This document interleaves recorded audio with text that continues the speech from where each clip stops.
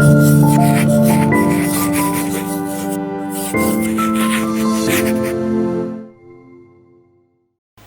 Everyone, नमस्कार। राय publication की नवीनतम समसामयिक यानी करंट अफेयर्स ज्ञान श्रृंखला में आप सभी का स्वागत है। और आज की इस ज्ञान श्रृंखला में मैं यानी कबीर आपके लिए लेकर आया हूं 20 महत्वपूर्ण प्रश्न जो आपकी तैयारी के लिए बहुत ज़रूरी है। तो बिना देरी किए आज की इस ज्ञान श्रृंखला की करते हैं शुरुआत। और सबसे पहला क्वेश्चन जैसा कि आप स्क्रीन पर देख पा रहे हैं, किस अंतर्राष्ट्रीय संगठन ने कोविड-19 और पर्यटन शीर्षक से रिपोर्ट जारी की है? आपके ऑप्शंस हैं। Option number 1 UNCTAD, option number 2 UNCTED, option number 3 UNICAD या ऑप्शन नंबर 4 UNETAD। और जैसा कि मैंने आपको पहले की वीडियोस में भी बताया है, सही उत्तर की व्याख्या भी मैं आपके साथ में शेयर करता हूं ताकि उस उत्तर से संबंधित आपकी जो जानकारी है वो और पुख्ता हो, अच्छे से हो। तो इस क्वेश्चन का सही उत्तर है UNCTAD यानी कि ऑप्शन नंबर 1। संयुक्त राष्ट्र के व्यापार और विकास निकाय UNCTAD यानी United Nations conference on trade and development ने हाल ही में एक रिपोर्ट कोविड-19 और पर्यटन जारी की है। इस रिपोर्ट के अनुसार दुनिया का पर्यटन क्षेत्र कम से कम 1.2 ट्रिलियन डॉलर या वैश्विक सकल घरेलू उत्पाद, जिसे हम GDP भी कहते हैं, का 1.5% तक कम हो सकता है।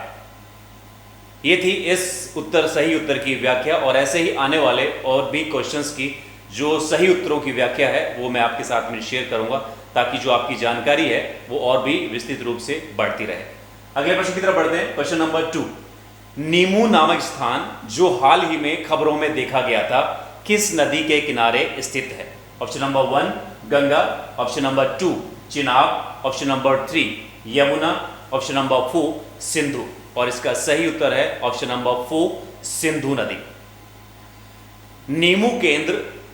नीमू जो जगह है वो केंद्र शासित प्रदेश लद्दाख में स्थित एक छोटा सा गांव है और ये जांस्कर रेंज से घिरा हुआ है और सिंधु नदी के तट पर स्थित है। इस स्थान पर जुलाई 2020 में भारतीय प्रधानमंत्री नरेंद्र मोदी ने चीन को सख्त संदेश देने के लिए व भारतीय सैनिकों का मनोबल बढ़ाने के लिए यात्रा की थी। नीमू भारतीय सेना का रिजर्व ब्रिगेड मुख्यालय है जो कारगिल के पास 11,000 फीट पर स्थित है। क्वेश्चन नंबर 3, कौन सा वित्तीय संस्थान central bank and supervisors network for grinning for the financial system यानी NGFS में शामिल हुआ है? आपके ऑप्शंस हैं। Option number 1 UNO, option number 2 NATO, option number 3 एशियाई विकास बैंक या ऑप्शन नंबर 4 सार्क। अगर आपको भी इस प्रश्न का सही उत्तर मालूम हो तो आप जल्दी से हमें कमेंट बॉक्स में जाकर बता सकते हैं।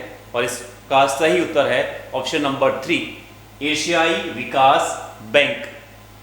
एशियन डेवलपमेंट बैंक यानी ADB सेंट्रल बैंक और supervisors network for the grinning the financial system यानी NGFS में शामिल हो गया है। NGFS केंद्रीय बैंकों और पर्यवेक्षकों का एक समूह है जो वित्तीय क्षेत्र में जलवायु जोखिम प्रबंधन के बारे में सर्वोत्तम प्रथाओं को साझा करेगा। इसे वर्ष 2017 में पेरिस वन प्लेनेट समिट में लॉन्च किया गया था। अगले प्रश्न की तरफ बढ़ते हैं। क्वेश्चन नंबर 4, कौन सा mutual fund house Bharat bond exchange traded fund यानी ETF का प्रबंधन करता है? Option number 1 ICIC mutual fund, option number 2 HDFC mutual fund, option number 3 Kotak mutual fund और option number 4 Edelweiss mutual fund. और इसका सही उत्तर है option number 4 Edelweiss mutual fund. Edelweiss asset management company Bharat bond exchange traded fund यानी ETF का प्रबंधन करती है। इसने औपचारिक रूप से ETF की दूसरी श्रृंखला शुरू की है।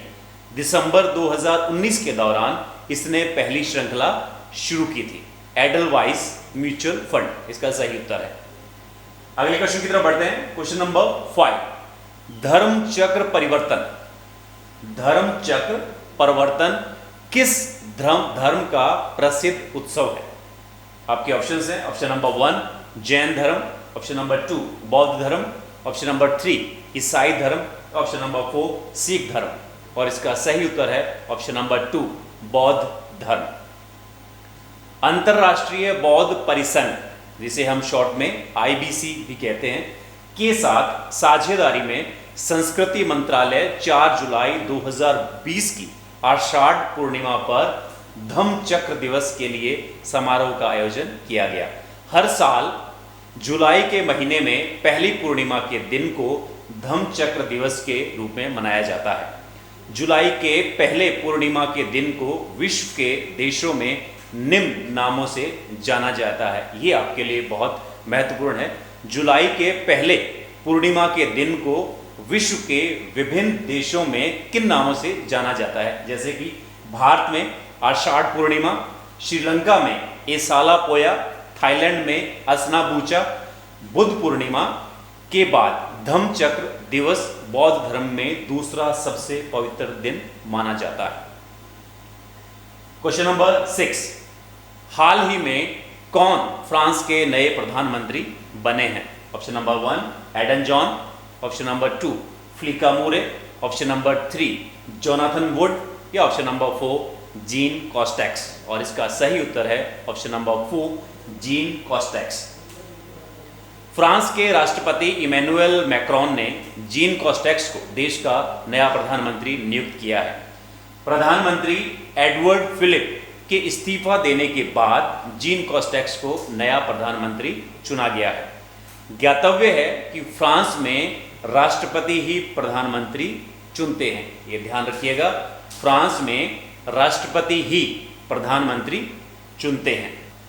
क्वेश्चन नंबर 7, CBSE ने हाल ही में शिक्षकों और छात्रों के लिए मुफ्त प्रशिक्षण हेतु किस सोशल मीडिया प्लेटफॉर्म से साझेदारी की है? Option number 1 Facebook, option number 2 WhatsApp, option number 3 YouTube और ऑप्शन नंबर 4 ट्विटर। और इसका सही उत्तर है ऑप्शन नंबर 1 फेसबुक। केंद्रीय माध्यमिक शिक्षा बोर्ड, जिसे हम central board of secondary education या CBSE भी कहते हैं, भारत की स्कूली शिक्षा का एक प्रमुख बोर्ड है। ये पहली कक्षा से लेकर 12वीं कक्षा तक के लिए पाठ्यक्रम तैयार करता है। भारत में सबसे पहले 1921 में Uttar Pradesh board of high school and intermediate education board बोर्ड की स्थापना हुई। तत्कालीन भारत सरकार ने सभी क्षेत्रों के लिए वर्ष 1929 में एक संयुक्त बोर्ड स्थापित करने का सुझाव दिया, जिसका नाम board of high school and intermediate education Rajputana रखा गया। वास्तविक रूप से 1952 ईस्वी में बोर्ड की स्थापना हुई और इसे अपना वर्तमान नाम केंद्रीय माध्यमिक शिक्षा बोर्ड दिया गया। क्वेश्चन नंबर 8, किस राज्य की सरकार ने हाल ही में भूमिहीन किसानों को कृषि लोन देने हेतु बलराम योजना शुरू की है?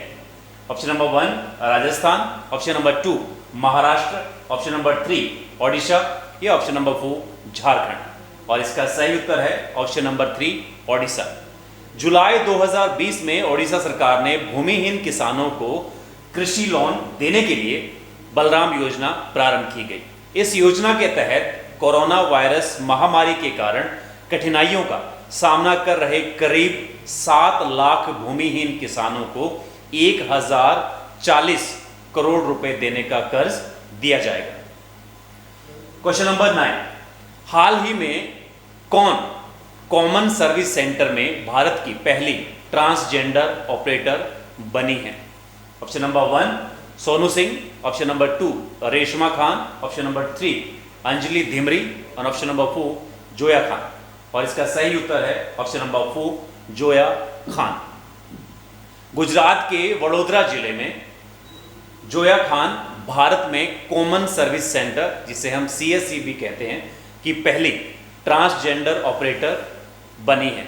जोया खान का उद्देश्य ट्रांसजेंडर समुदाय के सदस्यों को डिजिटल युग के साथ चलना सिखाना है और समुदाय के लोगों को इसके साथ जीना सिखाना है। ज्ञातव्य है कि कॉमन सर्विस सेंटर भारत सरकार द्वारा ग्रामीण और दूरस्थ स्थानों पर ई सेवा पहुंचाने के लिए दी जाने वाली सुविधाएं हैं और ये सुविधाएं उन क्षेत्रों में दी जाती है जहां कंप्यूटर और इंटरनेट की उपलब्धता ना के बराबर है या फिर है ही नहीं। क्वेश्चन नंबर 10, हाल ही में प्रसिद्ध व्यक्तित्व सरोज खान का निधन हुआ है, वो थी कौन? Option number 1 choreographer, option number 2 अभिनेत्री, ऑप्शन नंबर 3 वैज्ञानिक या ऑप्शन नंबर 4 पूर्व प्रधानमंत्री। और इसका सही उत्तर है ऑप्शन नंबर 1 कोरियोग्राफर। 3 जुलाई 2020 को मशहूर कोरियोग्राफर सरोज खान का निधन हुआ है।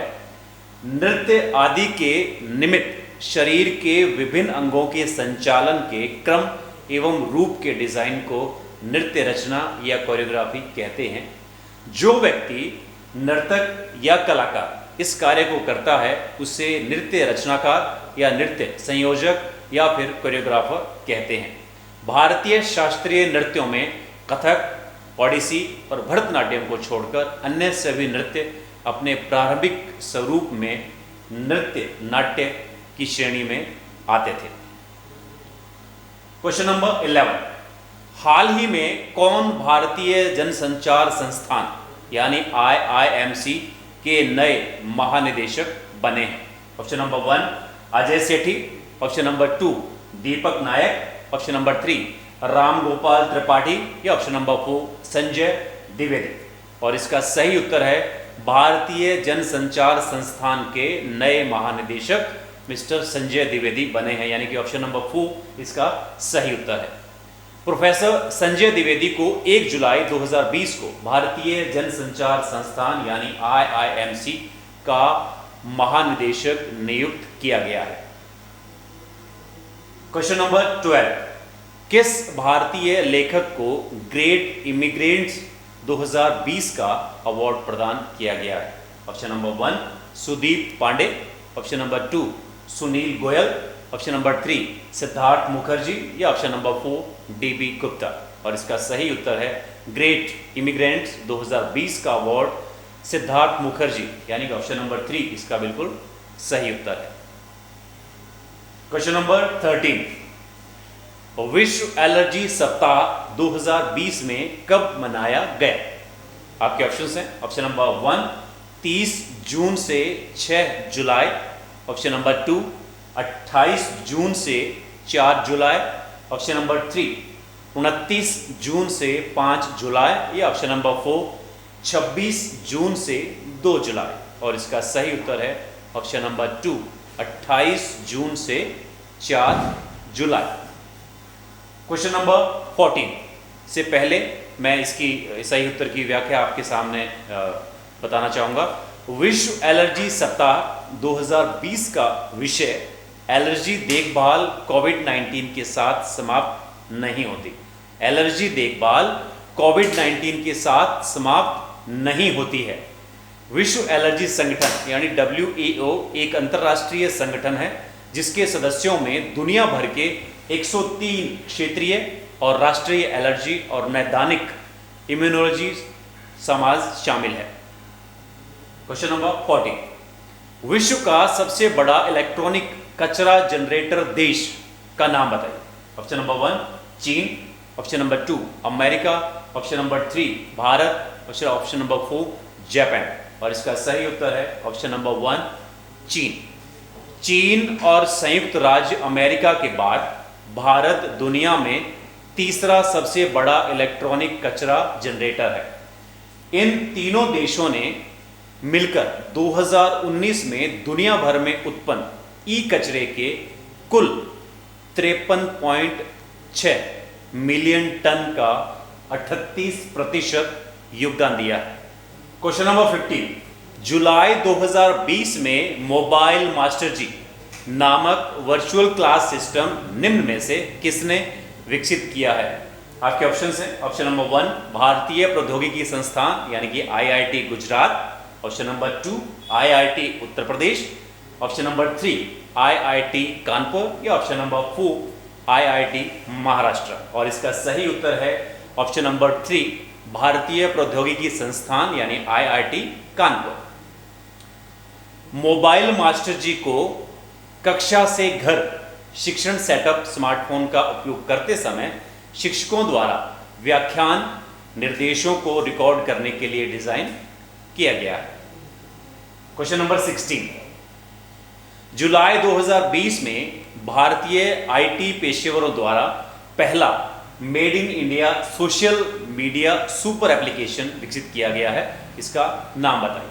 इसका नाम option number 1 Elyments, option number 2 आईमेंट्स, ऑप्शन नंबर 3 एलिमेंट या ऑप्शन नंबर 3 एलिमेंट्स। इन चार ऑप्शंस में से प्रोनाउंसिएशन में, उच्चारण में आपको लग रहा होगा कि एक जैसे हैं, लेकिन आपको इनकी स्पेलिंग ध्यान से चेक करनी होगी, इससे आपको आइडिया लग जाएगा। और इसका सही उत्तर है option number 4 elements, ELYMENTS।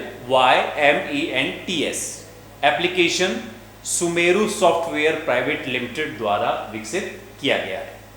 Question number 17, सहकारिता का अंतरराष्ट्रीय दिवस वर्ष 2020 में कब मनाया गया?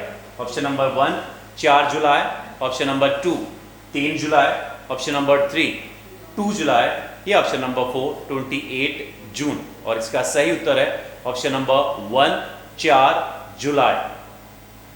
और इस सही उत्तर की थोड़ी सी व्याख्या मैं आप सभी लोगों के साथ में शेयर करना चाहूंगा। इस उत्सव का मुख्य उद्देश्य सहकारी समितियों के बारे में जागरूकता बढ़ाना और संयुक्त राष्ट्र द्वारा संबोधित प्रमुख समस्याओं के समाधान के लिए सहकारी आंदोलन के योगदान का उजागर करना है। क्वेश्चन नंबर 18, केयर रेटिंग्स के अनुसार वित्त वर्ष 2021 के लिए भारत के जीडीपी विकास का पूर्वानुमान क्या है? Option number 1 -6.4%, option number 2 -5.4%, option number 3 -6.7% या ऑप्शन नंबर 4 -6.2%। और इसका सही उत्तर है ऑप्शन नंबर 1 -6.4%। केयर रेटिंग्स ने मई 2020 में वित्त वर्ष 2021 में जीडीपी में 1.5 -1.6% गिरावट का अनुमान लगाया था। क्वेश्चन नंबर 19, शिवपाल सिंह किस खेल से संबंधित है? Option number 1 Olympic, option number 2 javelin throw, option number 3 basketball या ऑप्शन नंबर 4 मुक्केबाजी। तो इसका सही उत्तर है option number 2 javelin throw. Bharat के जेवलिन थ्रो खिलाड़ी शिवपाल सिंह ने 2020 टोक्यो ओलंपिक के लिए क्वालिफाई किया है।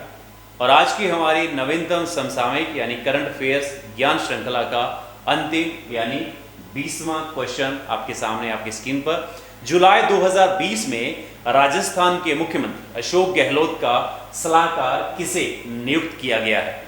Option number 1 Pramod Walia, option number 2 CS Gupta, option number 3 DB Gupta या ऑप्शन नंबर 4 मनीष सिंह। और इसका सही उत्तर है option number 3 DB Gupta. Rajasthan सरकार ने पूर्व मुख्य सचिव DB गुप्ता को मुख्यमंत्री का सलाहकार नियुक्त किया है।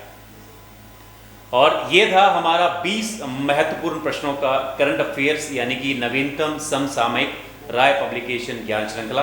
कैसी लगी आपको आप हमें कमेंट कर बता सकते हैं। और साथ ही इन 20 महत्वपूर्ण क्वेश्चंस का आप PDF डाउनलोड कर बिल्कुल निःशुल्क इसका टेस्ट देकर अपनी जानकारी को जान सकते हैं। मिलते हैं अगले महत्वपूर्ण नवीनतम समसामयिक यानी कि करंट अफेयर श्रृंखला के वीडियो में। तब तक के लिए टेक केयर, गुड बाय।